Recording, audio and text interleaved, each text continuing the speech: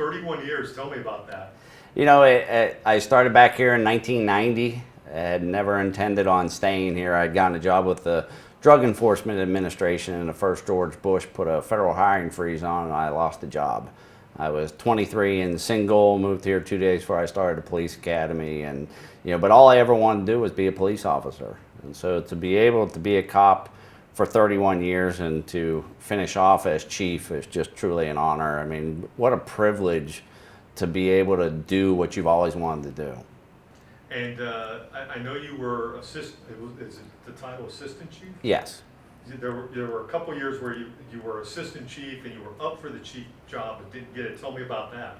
Well, the B chief, you're appointed by the mayor, and everybody knows that you serve at the pleasure of the mayor, and everyone knows that you may get it, you may not get it. There may not be a specific reason why you do or you don't get it, and it just comes with the territory.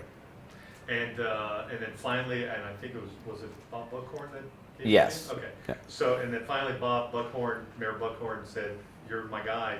Tell me how that felt that day. Well, it was I was the interim chief when we were in the middle of a serial killer, and he called me in one day and said, "I've decided to cancel the search, and you're my guy, and you're going to be chief." And I was caught off guard. I was quite shocked, actually. But we were in the midst of a serial killer, and we didn't do a press conference. We didn't do a public swearing in. I mean, 31 years, we've always had public swearing ins of the chief. We've had press conference, and me and him discussed it, and we did a simple press release.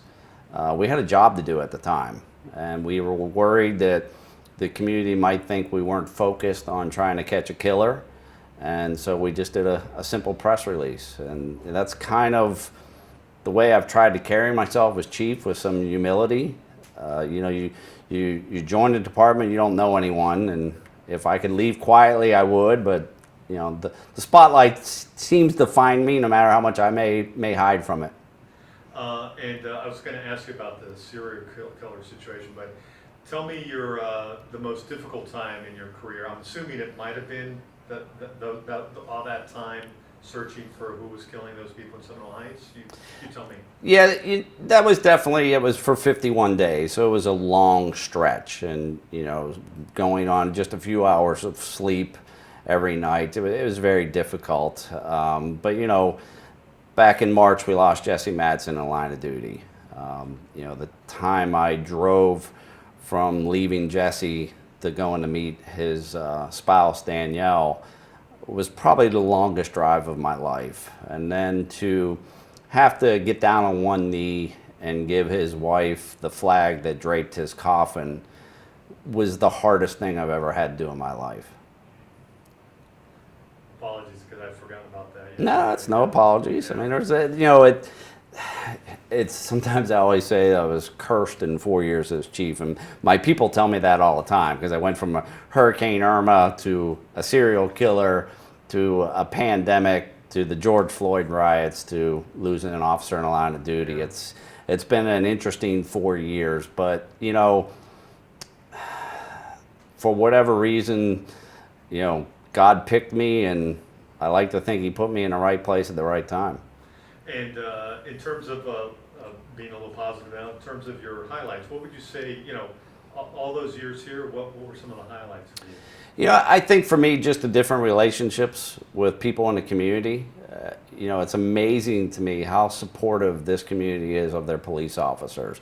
And obviously as chief, because I'm the figurehead, a lot of them come up and thank me, but they're really thanking me for the work that our cops do out on the street. I mean, just yesterday I was at International Plaza and somebody recognized me and came up and said thank you. And it's amazing to me, the connection that this community has with their police department is just incredible. And it's unheard of, in my opinion, across the nation. I'll meet with other chiefs, and when I tell them the stories, the support that we receive here in Tampa, it's second to none.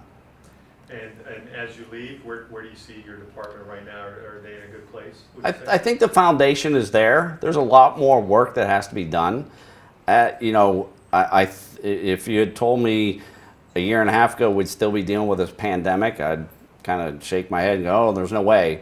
But we're still dealing with it. And as it's actually getting worse. And now is the time. The foundation has been set to build our relationship with the community. We just need the pandemic to pass so that we can get our cops and our community together. And then you also, when you became chief, you talked about, you know, holding officers accountable, and then was it a couple years back you had to fire a few officers. Talk about that in terms of making sure that everyone in your department was, you know, towing the line and doing the right thing. One of the most difficult things you have as a chief of police is how do you discipline officers? How do you hold them accountable? How do you maintain the trust of the public and maintain the trust of the officers? How do you, you know, monitor morale and balance discipline? And it's a struggle, and that's one of the most difficult things. You know, I like to think the reason I've had such a good relationship with communities because I put myself out there. You know, I've never, you know, I don't delegate my dirty work. I've never hid from the media. I've never hid from any responsibilities. If anything, I'm the opposite. I put myself out there all the time because I think people want to hear from their chief of police and they want them to be honest. I'm not a politician. Probably need to be a little more of a politician than I was, but I think our community wants their chief of police to tell them the way it is and not give them any BS. Okay, in future, what are we looking at? Are you going fishing, or what are you going to? You know, I'm hoping to reconnect with some friends. You know, when you're the chief, you live 24/7. It's a job all the time. So I have kind of fallen off from some of my friendships. You know, people, they quit calling you and asking you if you want to go golf when you, after a while, they're like, you can never come. So hoping to reconnect with some people. I love to cook. I love beer and I love bourbon. So I'm sure all of that is going to be in my immediate future. And are you staying local then? Or Yes, I will stay local. any other plans? Or No, you know, I'm going to try and get a job somewhere. I just don't know what. You know, I'll have to see what opportunities are out there, who wants me, and you know, I don't really, I don't see myself being the chief somewhere else. I had a good run, 31 years, 4 years as chief. I don't know what my next chapter will be. What's your message to the next chief in terms of what he or she can do to help the department move forward? I think the key to being a good chief is being a good listener. You have to be flexible, you have to be open to change, and you have to be accessible. I have had a very good relationship with the media in Tampa, and I think it's because I've been accessible and I've been honest with people, and I've never shied away from anybody.